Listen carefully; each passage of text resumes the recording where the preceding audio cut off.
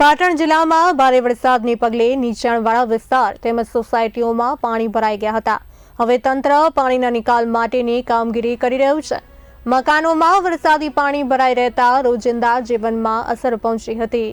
સ્થિતિને જોતા મામલતદાર, નગરસેવકો સહિતના અધિકારીઓ વિવિધ સ્તરની મુલાકાત કરી સ્થાનિકો સાથે સંવાદ કર્યો હતો.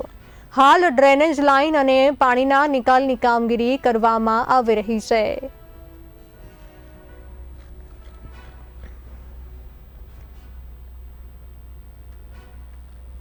પાટણ જિલ્લામાં ભારે વરસાદના પગલે નીચાણવાળા વિસ્તાર તેમજ સોસાયટીઓમાં પાણી ભરાઈ ગયા હતા. હવે તંત્ર પાણીના નિકાલ માટેની કામગીરી કરી રહ્યું છે. મકાનોમાં વરસાદી પાણી ભરાઈ રહેતા રોજિંદા જીવનમાં અસર પહોંચી. સ્થિતિને જોતા મામલતદાર, નગરસેવકો સહિતના અધિકારીઓ વિવિધ સ્તરની મુલાકાત કરી સ્થાનિકો સાથે સંવાદ કર્યો.